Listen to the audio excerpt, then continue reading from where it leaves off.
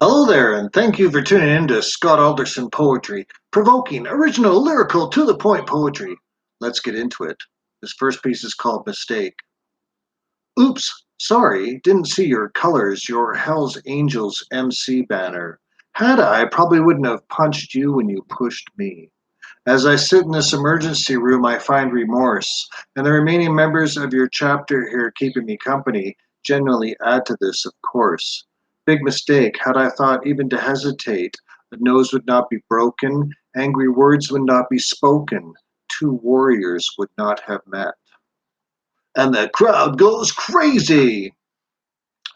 I was a bike courier for 7 years in the downtown core in Calgary, Alberta, 7 winters, where the only studs on my tires were me. This is called Road Rage 3. Wish I had a jetpack instead of a backpack. Then I would chase that BMW, pull the driver to street level, hear bystanders shout like fans at a hockey game, "Get him! Get him!" Wish I had a pill instead of stubborn will. Then I would wave at that BMW, chase the sunflower sunfire driver in the fast land, cycle past the slow beamer dreamer on his cell phone, keeping my calm. Wish I had a loonie instead of a nickel for every good intention. So I got into poetry for the fame and fortune, the money and the groupies. Neither have shown themselves to me, but I'm sure they will develop in time. This was written about all the, oh, sorry, I'm not going to read that one right now. That one's called Labeling You. I thought instead I would jump to one that I wrote about my ex-wife. She always said, "Don't you ever write anything about me again, or I'll kill you." And she never did follow through with that, thankfully. But this is called Totem Pole. Her Aboriginal name, when translated to English, was She Who Complains Too Much. I called her Dear.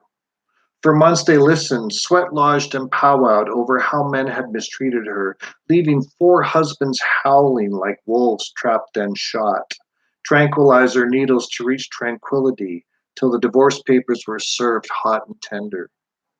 Aboriginal people recall her spirit. I find it easier to recall her anger as it was frequently focused on me.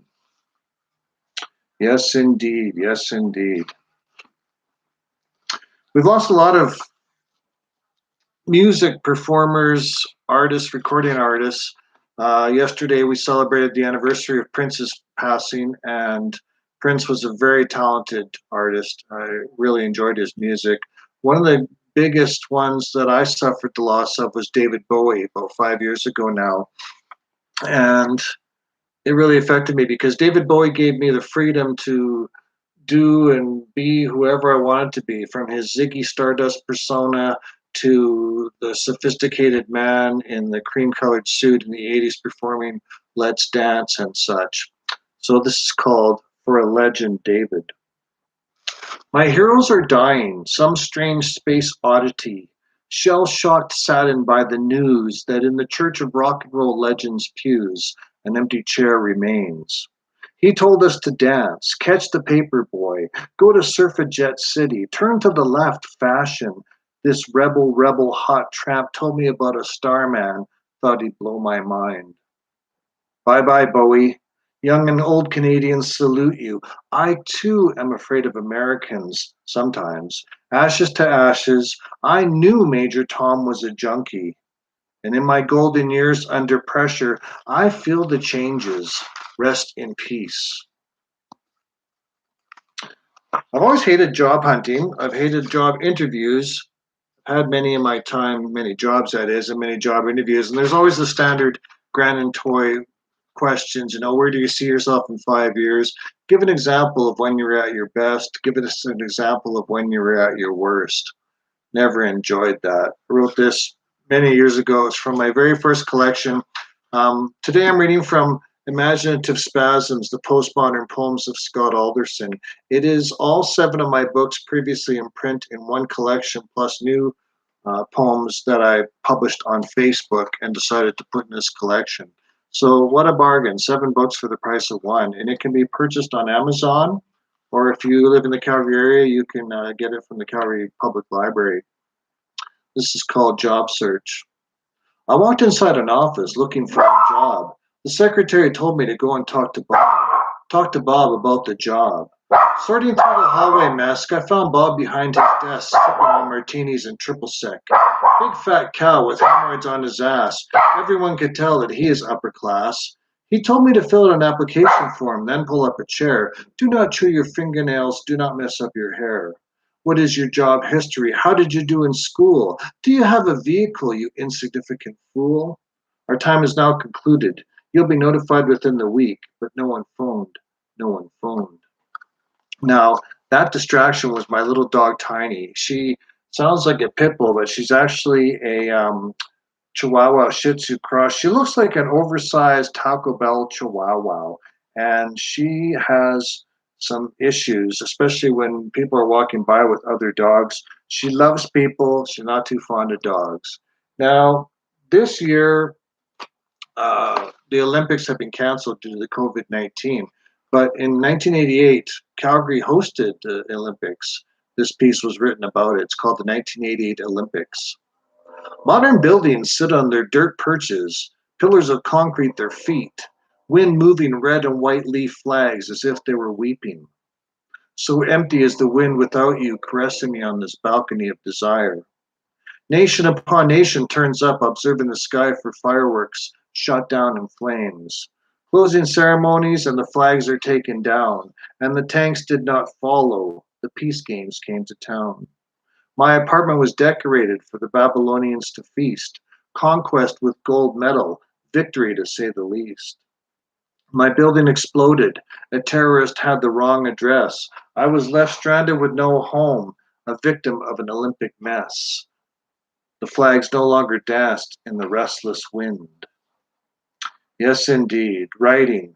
Writing is a beautiful thing. And if you are feeling a hard, difficult time going through what we're going through right now with the isolation and everything, write about it. Write about it for sure. This is called Old Mac. It's a take on the nursery rhyme, as you'll understand. Old MacDonald had a farm. Then the government seized it. His cows, chickens, and pigs, his tractor, his till, E-I-E-I-O. Old Mac declared bankruptcy, paid a lawyer big bucks to tell his creditors Old Mac was broke.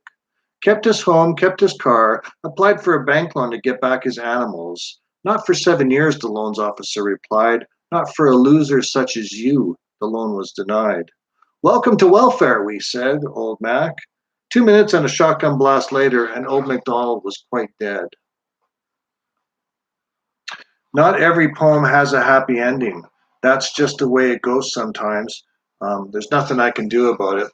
So I did talk earlier about the groupies and all the women that I've shared my life experience with to date, partners, and I did refer to a poem called Labeling You, written about them, and I'm going to share that now. That will be my last poem, and then I'm going to sing a song, and that'll be about it.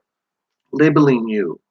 If a poem were written for every uniqueness encountered, some would choose to point the pen at themselves again, continuing the saga, an epic piece about their time spent in my sphere. If they were offended, even though it was not intended, they might seek to harm, dislocate my arms, just to halt the mayhem, rationalizing that I wrote it for them, about them, dedicated, articulated, definitely, absolutely, without a doubt, they are the you. Hero or heroine, cocaine or heroin, victim or villain, persecuted or prosecutor, the significant others demand recognition. So thank you once again for tuning in to Scott Alderson Poetry, provoking, original, lyrical, to the point poetry. Next time we're going to try some different voices, reading poetry with maybe a John Way. Well, how you doing, Pilgrim? Welcome back to the old corral. Thank you for coming.